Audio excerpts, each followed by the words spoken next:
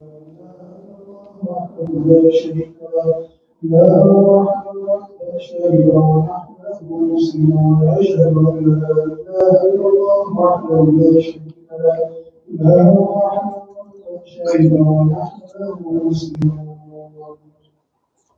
بسم الله الرحمن الرحيم. السلام عليكم ورحمة الله وبركاته. الحمد لله الذي هدانا لهذا وما كنا لنهتدي لولا أن هدانا الله. الحمد لله رب العالمين حمدا يوافي نعمه ويكافئ مزيدا. أشهد أن لا إله إلا الله وحده لا شريك له وأشهد أن سيدنا محمدا عبده ورسوله. اللهم صل وسلم على سيدنا محمد مفتاح باب رحمة الله عدد ما في علم الله، صلاة وسلاما دائمين بدوام ملك الله، وعلى آله وصحبه عدد كل ذرة ألف مرة. اللهم صل وسلم على نور الأنوار وسر الأسرار وترياق الأغيار ومفتاح باب اليسار سيدنا ومولانا محمد المختار وآله الأطهار وأصحابه الأخيار عدد نعم الله وإفضاله. سبحانك لا علم لنا إلا ما علمتنا إنك أنت العليم الحكيم. رب اشرح لي صدري ويسر لي أمري واحلل عقدة من لساني يفقه قولي. أستغفر الله العظيم الذي لا إله إلا هو الحي القيوم وأتوب إليه. أما بعد. Alhamdulillah, kita kembali pada membacakan kitab Al-Miftah li Bab Nikah, di mana semalam telah kita mendengarkan berkenaan dengan jika mana berkumpulnya wali-wali bagi perempuan itu, di mana wali-wali itu sedarjat. Siapakah yang hendak menikahkannya, iaitu orang yang diizinkan bagi perempuan itu untuk menikahkannya. Kemudian jika mana dia mengizinkan semua untuk menikahkannya, maka hendaklah semuanya itu hadir pada upacara nikah tersebut dan mereka mewakilkan salah seorang di antara mereka, memilih salah seorang di antara mereka ataupun mewakilkan kepada orang lain untuk menikahkan perempuan tersebut. Baik. Kemudian pengarang membicarakan berkenaan dengan syarat-syarat bagi wali nikah itu sendiri. Di mana kita telah mendengarkan bahawasanya syarat bagi wali-wali untuk menikahkan perempuan itu hendaklah dia mempunyai 5 syarat. Yang pertama, hendaklah wali itu beragama Islam. Jika mana perempuan itu beragama Islam dan jika mana perempuan itu kafir, maka yang menikahkannya adalah wali yang kafir. Baik, kemudian hendaklah wali itu telah baligh. Semua wali-wali nikah itu boleh kita bayangkan ada possibility bahawa mereka itu belum baligh, kecuali ni 2 orang saja. Ini 2 orang tak boleh nak dibayangkan bahawa mereka berdua ni belum baligh. Siapa tu? Bapa dan datuk.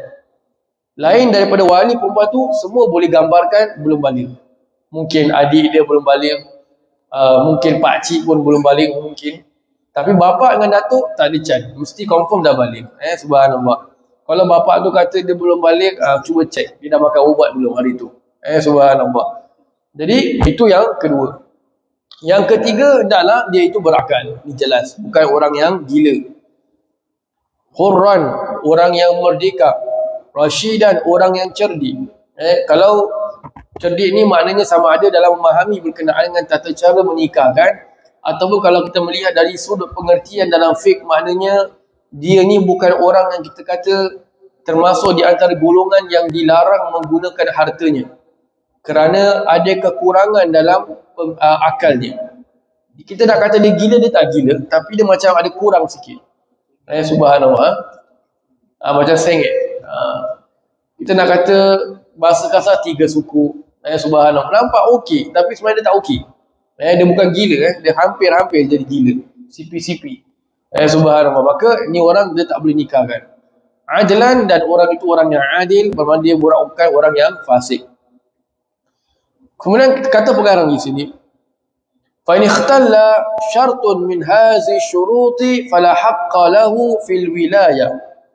Jika mana kurang satu syarat daripada syarat-syarat yang disebutkan sebelum ini, maka tidak ada hak bagi si wali itu untuk menikahkan.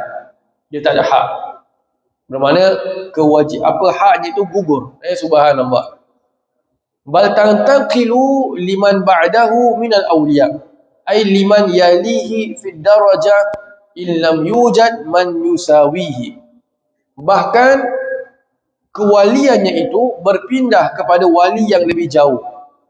Walinya itu, pangkat walinya itu diberikan kepada wali yang lebih jauh, yakni di bawahnya dari sudut darjat, jika mana tidak ada yang bersamaan dengan sedarjat dengannya. Maknanya seperti ini. Kalau contoh sekarang dia cuma ada satu abang saja. Na'udzubillah, abang jadi tak cukup syarat. Tak cukup syarat menjadi wali. Maka abang ni pula dan perempuan ni dia tak ada adik-beradik lain. Maka dia berpindah kepada kalau dia ada abang yang sebapa. Kemudian kalau abang sebapa tak ada, pergi pada abang tu punya anak. Pergi pada abang tu punya anak. Pasal tu di bawah darjat dia. Ini dikata sini, illam yujad man yusawihi, kalau dia tidak ada wali yang sedarjat dengan wali tersebut. Macam adik-beradik tadi. Cuma satu orang saja. Ataupun dia ada dua orang, dua-dua tak boleh jadi wali. Umpamanya, maka pergi pada wali yang lebih jauh. Baik, jadi ini jelas berkenaan dengan syarat bagi wali nikah. Kemudian disambung di sini. Wa min syurutil wali aidan kaunuhu mukhtaran. Dan di antara syarat-syarat wali itu juga adalah hendaklah ia menikahkan dengan pilihannya sendiri. Maknanya wali itu apabila menikahkan, dia tidaklah menikahkan dengan secara paksa. Bukan kerana dipaksa. Bukan dipaksa orang untuk menikahkan anak perempuannya, ataupun adik perempuannya atau cucu perempuannya dan sebagainya. So dia mesti mukhtaran, bermakna dengan pilihan wali itu sendiri. Bahawa wali itu dengan sendiri dia agree.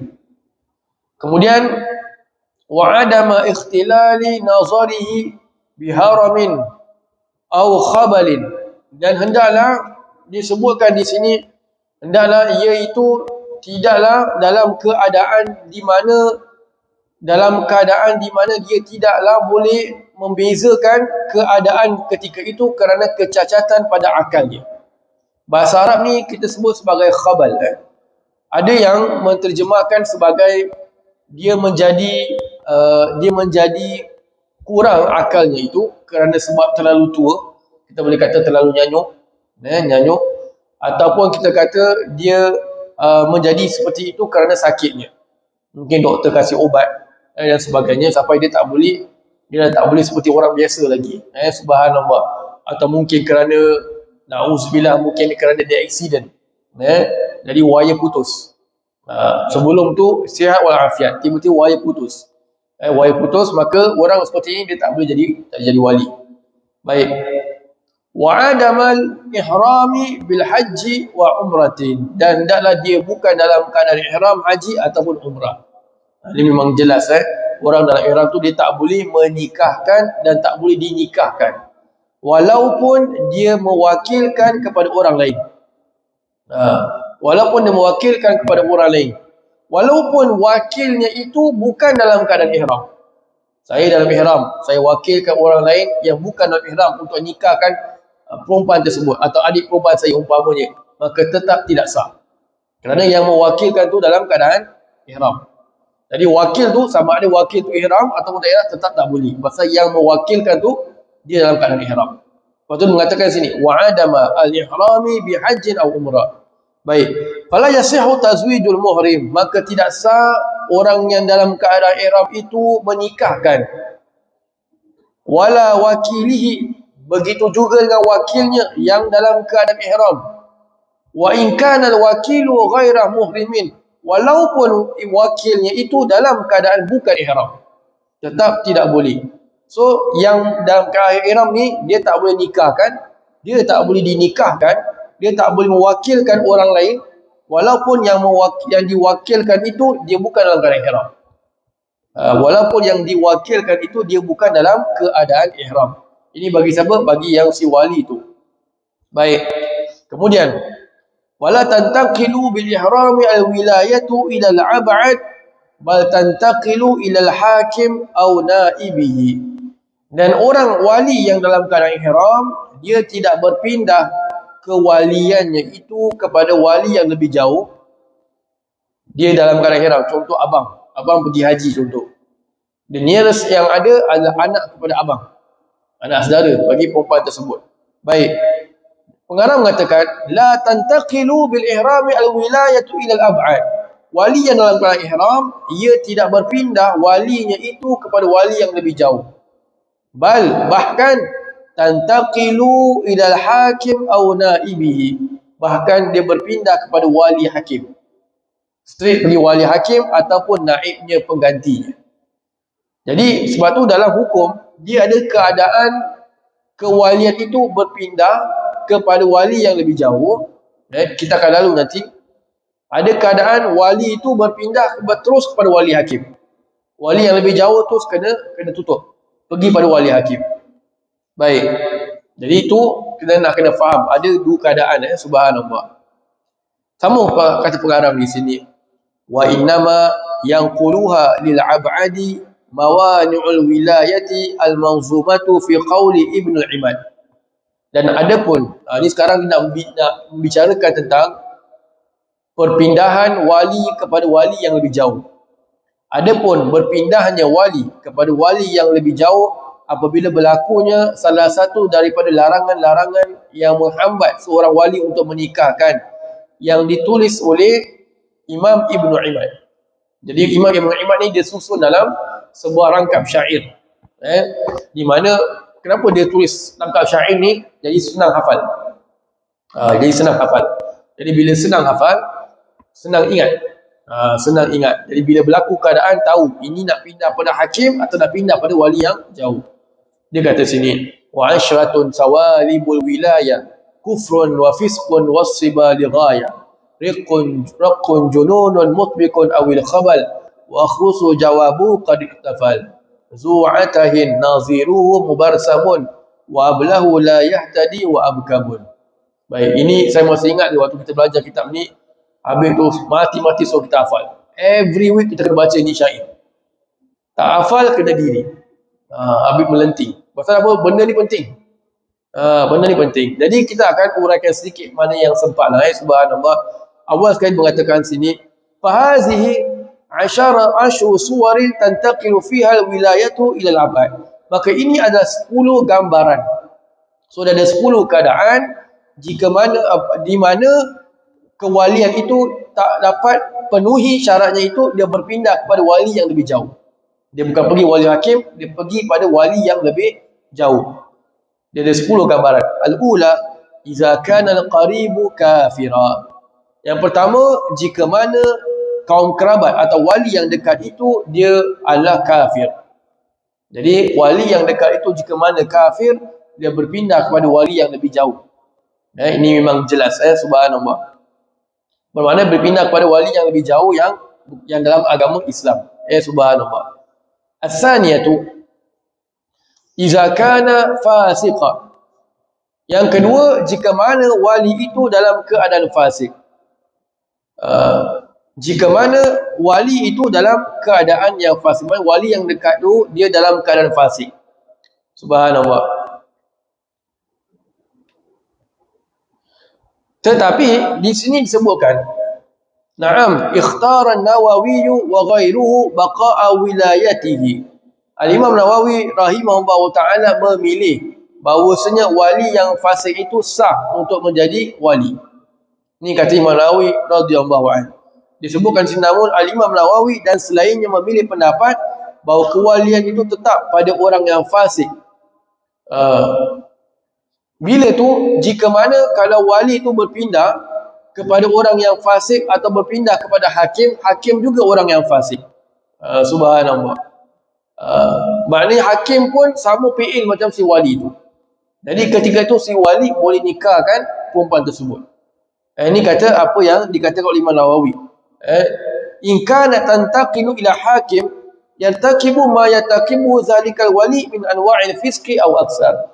Jika mana andai kata wilayahnya ini atau kewalian ini diambil alih oleh wali hakim, sedangkan hakim pun buat benda yang dilakukan oleh si wali tersebut. Contohlah umpama na'uzubillah wali itu wali perempuan tu selalu melakukan dosa-dosa besar, contoh umpamanya bermain judi. Nak pindah pada hakim. Hakim pun tengah beratur. Pula 2 kali dol. Pindah pada hakim pun sama juga. Dia pun buka songkok. Bunyi dalam poket. Subhanallah. Jadi sama dol. Maka ketika itu Imam Nawawi mengatakan si wali yang fasik itu boleh nikahkan. Kata Imam Nawawi radhiyallahu anhu. Baik. Kemudian mengatakan di sini as-salisatu, yang ketiga, iza kana waliyul qaribu sabiyan ay ghaira baligh. Yang ketiga, jika mana wali yang dekat itu adalah kanak-kanak. Yang ini belum balik walaupun dia telah mumayyiz. Walaupun dia dah cerdik, tetap dia tak dikira sebagai wali yang sah untuk menikahkan. Yang keempat, ar-rabi'atu iza kana raqiqan. Yang keempat, jika mana wali itu adalah seorang hamba. Ini zaman kita dah tak ada lagi. Baik, wallahu a'lam bishawab. Jadi insya-Allah kita akan sambung lagi membicarakan berkenaan dengan 10 keadaan berpindahnya wali kepada wali yang lebih jauh insya-Allah pada minggu hadapan.